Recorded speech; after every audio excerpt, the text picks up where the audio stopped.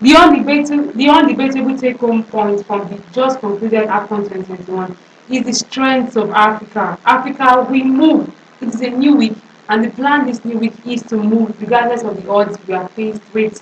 Good morning, sport fans. This is Sports Real on AF Television, your one-stop for everything sport. Trust me, we are your sure plug. I'm your television sports coach, Regina Monday. How was your weekend? Did you catch the game?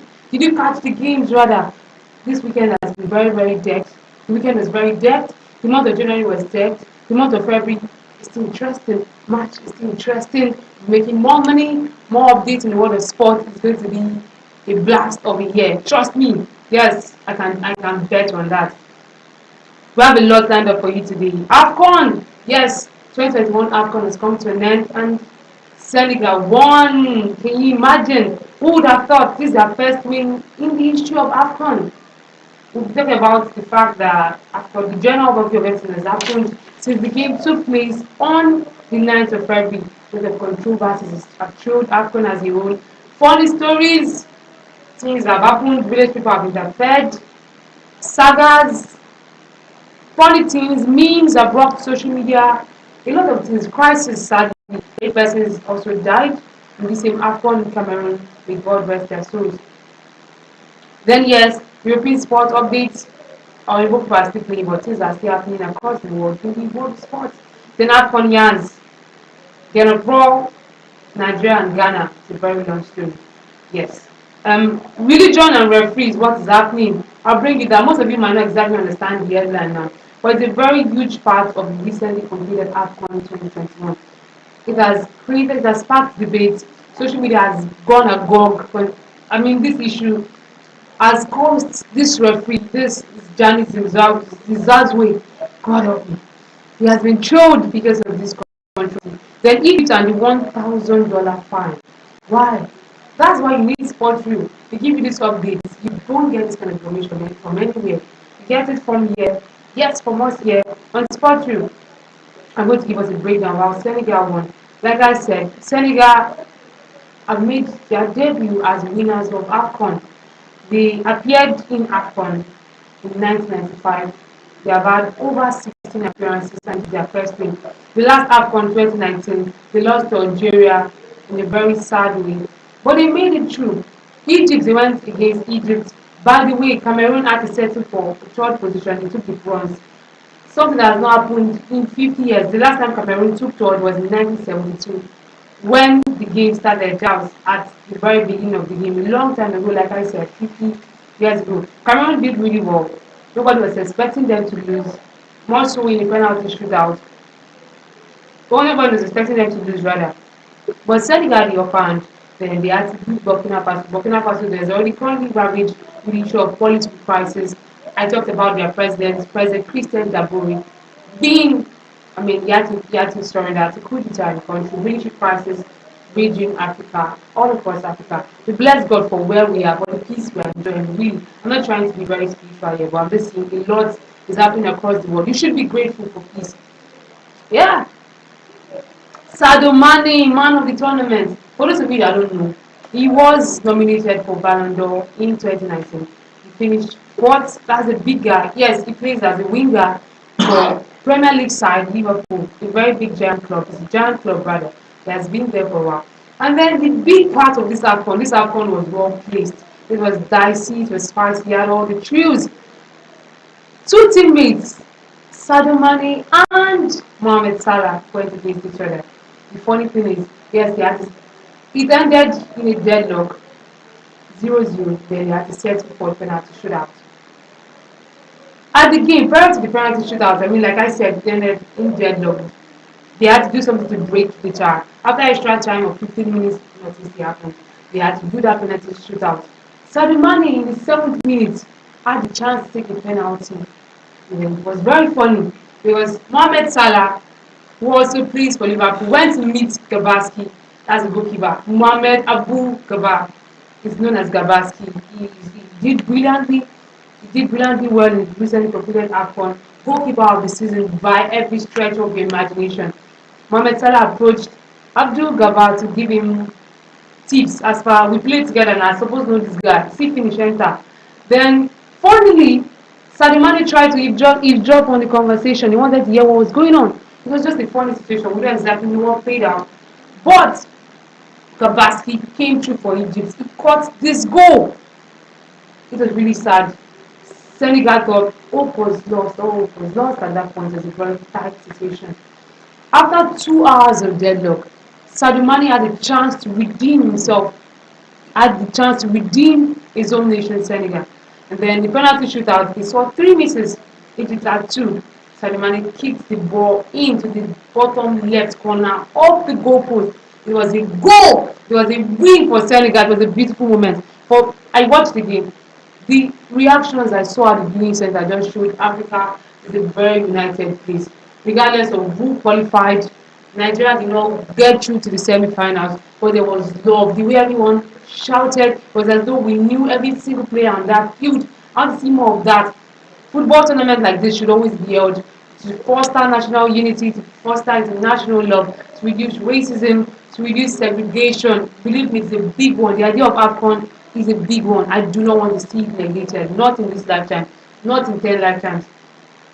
Yes, winner takes it all. Senegal takes it all. Egypt second. Cameroon third. General overview of the AFCON games. 6 penalty shootouts, a lot of red cards. A lot of red cards. 8 persons died. Insecurity crisis, insecurity across Africa. AFCON has finally come to an end. Started with 24 clubs, went down to 16, went down to 8, to 4, 3, and then one man takes it off. Senegal, good one to you. Since after years, this is their first win, like I said, it's a good one to Senegal. I'll be giving us European sport updates here. Frank Lampard made a winning start to Everton as Brentford were beaten 4-1 in the FA Cup fourth round. Lampard was welcomed to Goodison Park. I talked about the England legend going to Everton. Everton is a club already facing relegation. And 4-1, yes, we led Everton in trophies to 4-1 to 4-1 victory. Would you look at that on Monday?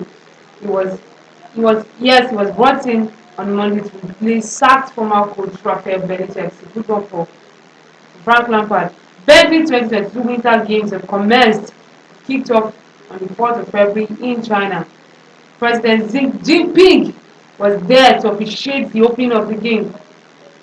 This game has been postponed over time because of the idea of COVID, drug test. A lot has been put into place, and we hope to see this happen well. Nigeria is out there representing us, to our athletes. Want to see you do better. We trust you to do better. It's a good season for Africa. This is a very sad news. Goalkeeper Manuel Murel of Bundesliga giant club Bayern Munich will be out of action for the coming weeks after undergoing knee surgery. A very bad season of injury. The club did not specify how long the 35-year-old will be sidelined, but is expected to miss Bayern's game Champions League last season clash with RB Leipzig on February 16. Yes, the goalkeeping giant will not be there for the round of 16 Champions League game, and we hope he does get better.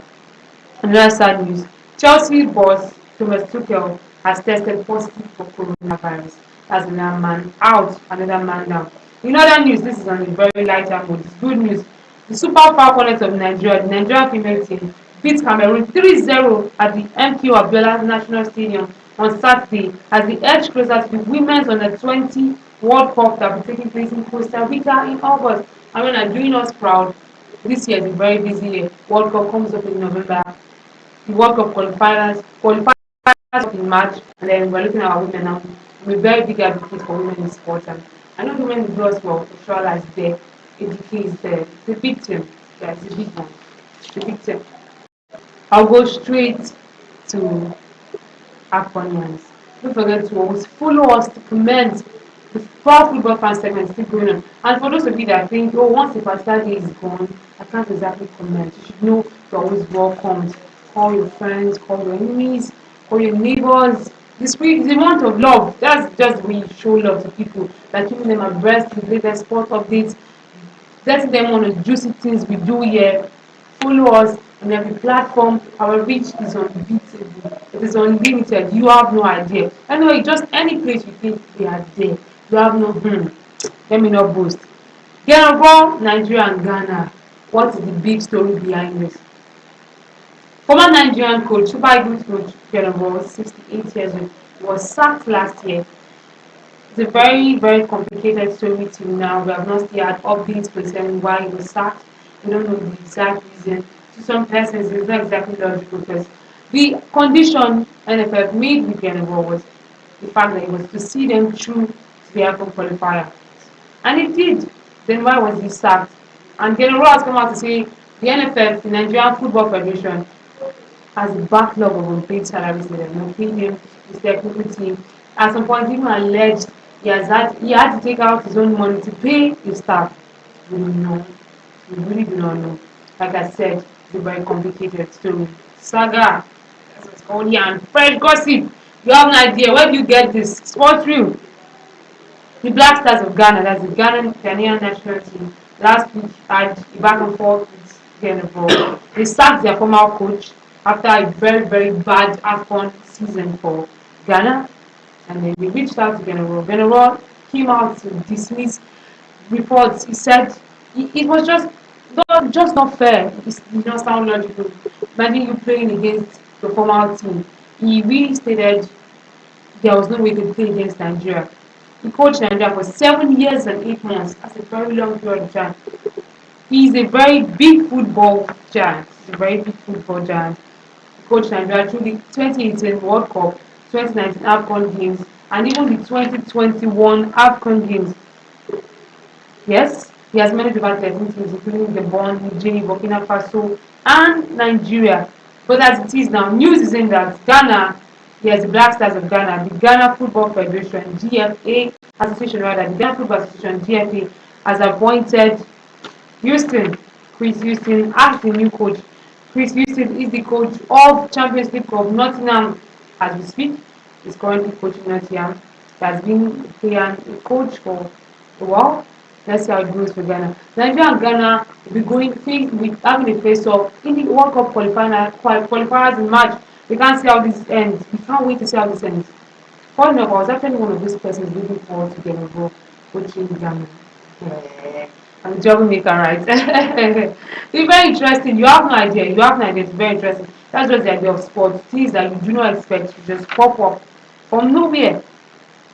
Religion and referee. Gianni Zikazwe. In the game against Tunisia and Mali, that's the Eagles of Mali against the Eagles starting of Tunisia. Baba, our boss man, Odogo Mali, blew the whistle 5 minutes early. Trouble. AFCON officials gave direct instructions that the game be restarted. Again, in the second restart, he blew the whistle against Mali. Barely 2 weeks later, almost a month later, Oga Gianni said, God told him to blow this whistle. That he would have died of heat stroke, probably hypertension, heart attack. His life was at stake at that point. It's very funny. Remember the way he was trolled across social media platforms? You have no idea. It was really, really trolled. According to him, he said he would have gone into coma if he had not blown the whistle at that point. God saved his life. This is too bad. This kind of testimonies you hear in churches and you hear pray, pray, pray, praise the Lord. Yes. I'm not trying to use this man to catch crews, but I do not get the logic behind this. Things like this, I'm sure there are rules and regulations, and as long as you want to be on the religious front, you consider these codes, or if you are going to be doing, if the dress code for your workplace is red, please show up in red. You do not come up in black and say, oh, God said I should wear black.